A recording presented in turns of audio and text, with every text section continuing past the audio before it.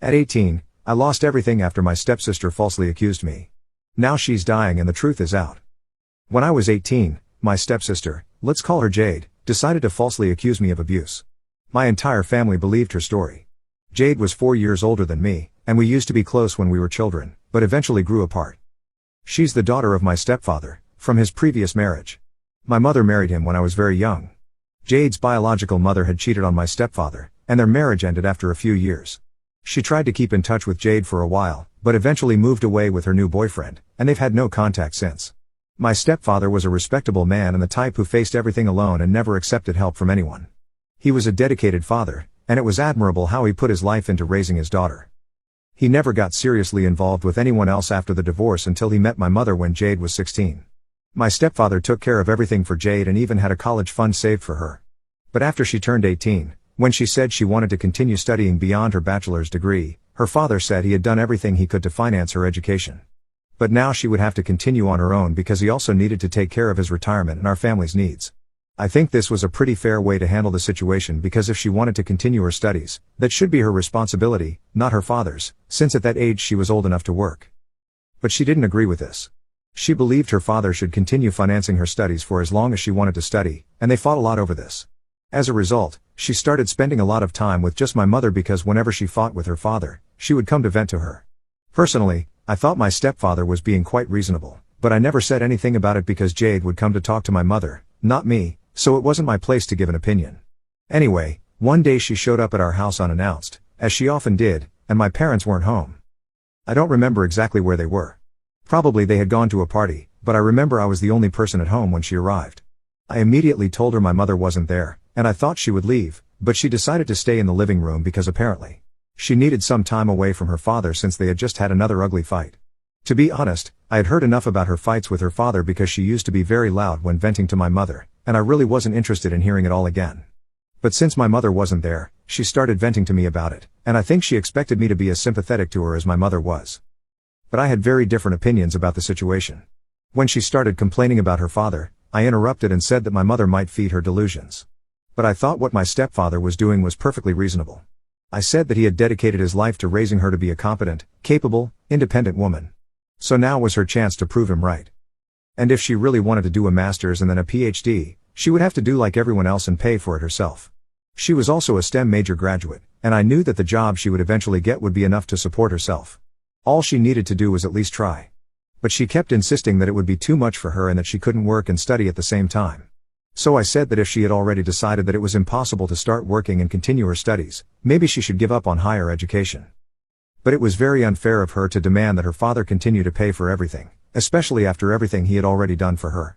And instead of being grateful, she was acting like he was the villain. I guess she wasn't expecting this reality check. As soon as I said this to her, she started screaming at me, saying I was a horrible human being and that I would never understand what she was going through because I was a spoiled brat who didn't deserve the support I had. To be honest, I thought she was more of a spoiled brat than I was. Anyway, she yelled at me for a few minutes and then ran out of the house crying. I didn't go after her because, as I said, I wasn't interested in hearing the same old story repeated. But I definitely wasn't expecting what happened next because the next day, I was accused of harassment by her, and my world turned upside down because of this single accusation. Now that people are finally discovering that she lied about everything, my family has been calling me non-stop after not having spoken to me for the last 3 years. Anyway, the next day after our fight, my parents woke me up in the morning, and I remember everything clearly as if it were yesterday because it was probably the most traumatic day of my life. They woke me up saying that Jade was there to see me, and apparently, it was very important. I had no idea what had happened up to that point. But when I went downstairs, Jade started screaming that I had touched her the night before, and she started having what seemed like a breakdown. My stepfather seemed extremely disturbed, and my mother was also very shocked. Since she wasn't in any condition to talk, or at least pretended not to be, my stepfather was the one who did all the talking. He told my mother that when Jade returned home after the fight with him, she was crying uncontrollably, and eventually, he managed to get out of her what had happened. She said that since my parents weren't at home, I lured her inside and committed the act of which she accused me. He couldn't even look at me, and my parents were also avoiding looking at me. I tried to defend myself and say I didn't do anything, but nobody was listening to me. It was horrible because even though I hadn't done anything, people were already treating me like a criminal right in front of me. My parents started begging for forgiveness and told my stepfather they would do anything to resolve the situation. They said they were willing to do anything. No matter how much I tried to speak, my parents and my stepfather completely ignored my existence in the room. I got so frustrated with the way they were ignoring me and talking among themselves that out of rage, I grabbed a vase and threw it against the wall just so they would pay attention to me. But that kind of backfired because my mother lost her patience, grabbed me by the arm, dragged me to my room, and locked me in there. I kept banging on the door until my fists hurt because I wasn't going to let Jade get away with this. It was a huge lie, and it could even ruin my life. But unfortunately, my mother didn't let me out of the room until my stepfather and Jade had left. When she finally opened the door, I immediately started crying. I tried to say that I hadn't done any of that. But they said they had seen the security camera footage from outside our house and knew that Jade had indeed come the night before and ran out crying a few minutes later. And judging by the way she left crying, they chose to believe her. They said that Jade had absolutely no reason to lie about what happened and told me they were ashamed of the kind of son they had raised. My mother was in tears and couldn't say anything.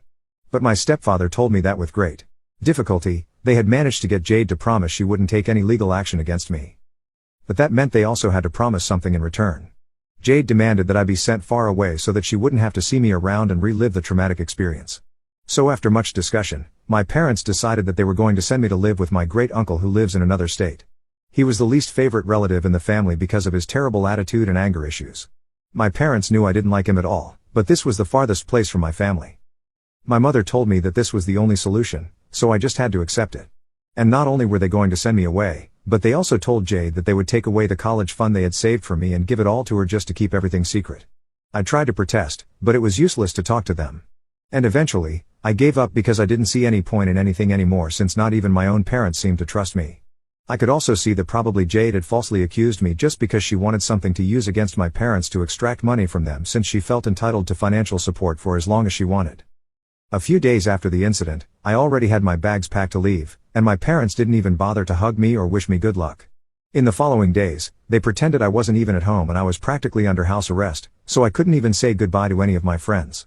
They took away my phone and said that if I didn't disappear from everyone's life, they would take care of it themselves, and then my life would be ruined.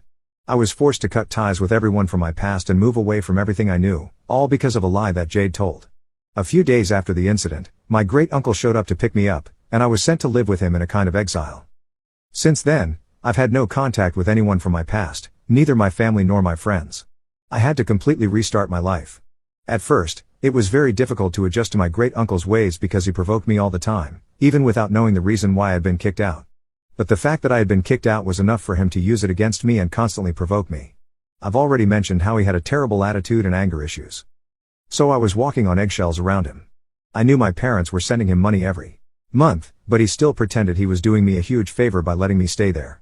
I knew I couldn't live with him, and after the first few weeks, I decided that there was no use crying over spilled milk. My parents had cut me off, and I was forbidden from contacting anyone from my previous life. So all I could do was make the best of the situation. I started looking for jobs. I couldn't go to college anyway. I knew that because although I had been accepted to the college of my choice, I had no money or means to go.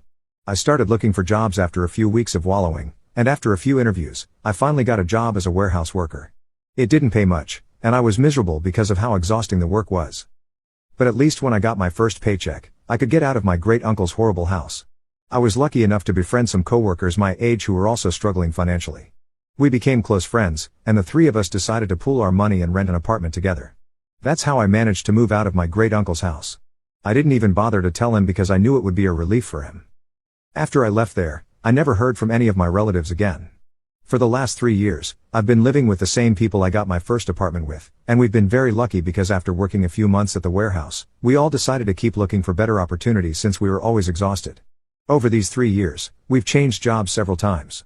We're saving money because we all want to go to college. They've also faced many challenges, but that's not the point. Currently, I work in sales and earn a reasonable amount, and I've been thinking about applying to colleges again. As for my two friends, they're also doing well, and we recently moved to a larger apartment in a much better neighborhood. But of course, now that things have started to get better for me, my family thinks it's the perfect time to try to come back into my life. As I said, I've had no contact with them for the last 3 years, so I was quite surprised when my mother reached out to me by email a few days ago. I'm not active on any social media since that was one of the rules my parents imposed when they kicked me out, and I've been very paranoid about the possibility of them spreading the story and ruining my reputation and life if I broke the rules. So I followed it to the letter. My email hasn't changed in the last 3 years and I never blocked them anywhere, although they had blocked me anyway. I was very surprised to hear from my mother because after everything that happened, I genuinely didn't expect it. When I read the email, it was basically an apology for everything that had happened in the last 3 years, and she wanted me to send her my address and contact information so that she could contact me properly. She also gave me her own contact information in case I wanted to reach out to her when I felt ready. The reason she was apologizing and trying to contact me was because Jade had finally realized it was time to tell the truth about what really happened. She was on her deathbed, and I guess she finally developed a conscience or something. But whatever the reason, she decided to tell her father and my mother the truth about what had happened. So after finding out the truth, my parents decided to try to contact me again. Now, about what happened to Jade. She was diagnosed with pancreatic cancer, and it's very unlikely that she'll survive. She's been suffering for the last 8 months, and her condition has only been getting worse, although the treatment continues. And no, she didn't even make good use of all the money she received from my college fund. After screwing me over, she wasted it all on her poor life choices because instead of continuing with her masters, she decided to take a gap year with all that money and travel the world to expand her horizons and find herself.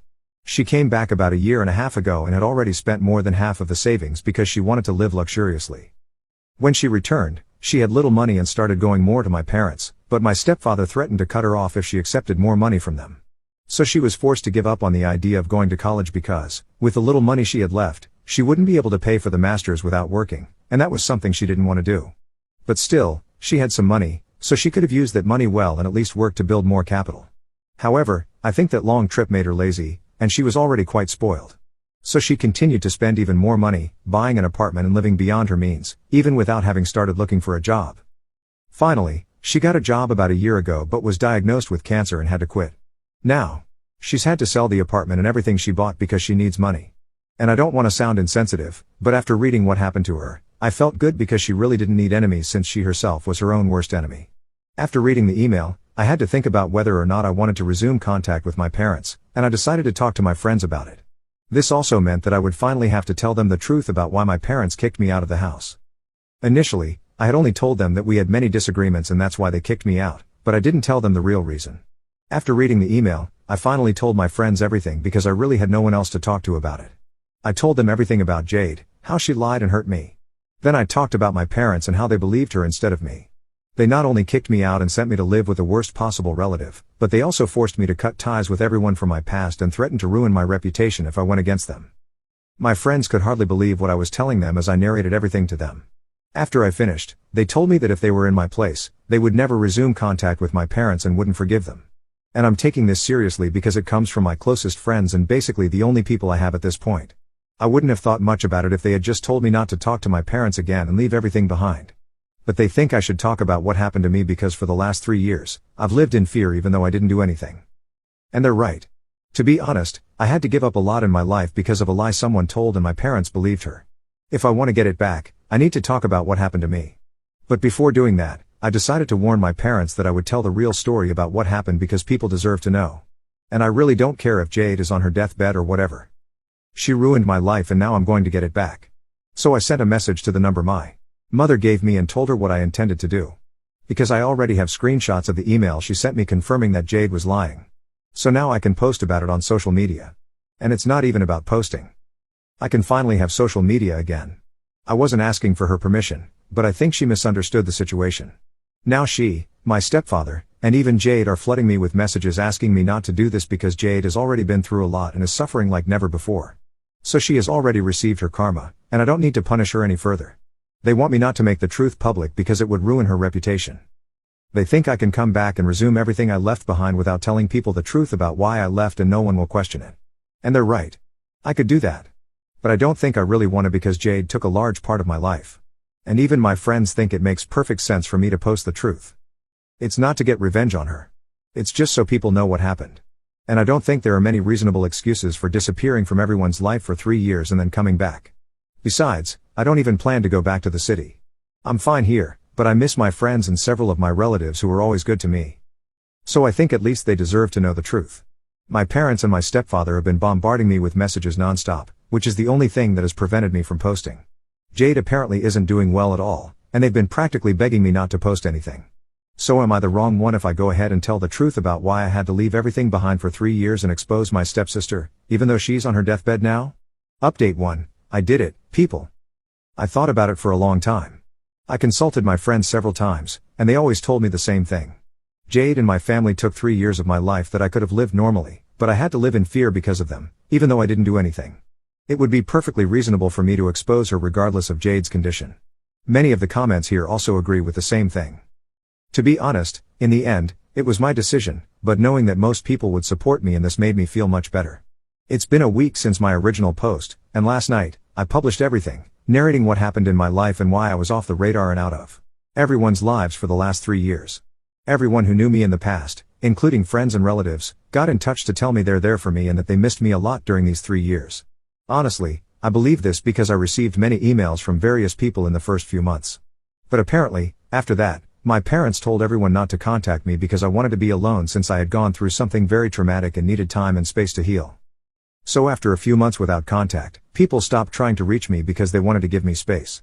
All my friends said they asked my parents several times about my whereabouts, but they never revealed it, so they couldn't get in touch with me. And even many of my relatives told me they patiently waited for me to appear again. This really made me cry a little, seeing how no one forgot me and how everyone was ready to welcome me back.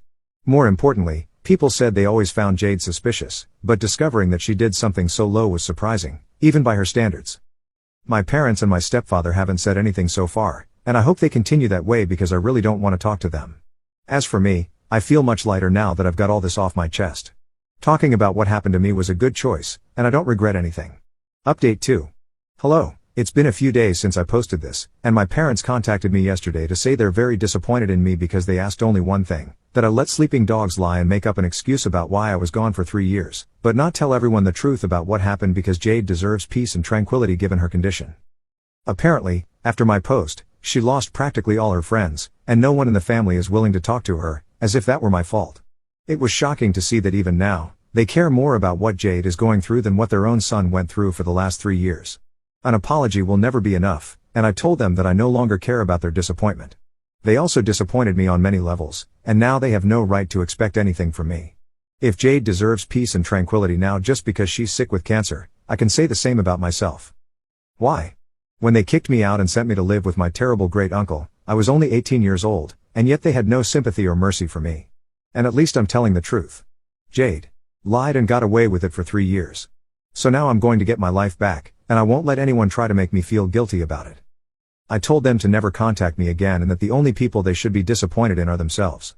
Then I finally blocked them, something I should have done a long time ago but was afraid and confused. However, I think talking about what happened to me gave me a sense of closure, and now I no longer feel the pressure to deal with my parents.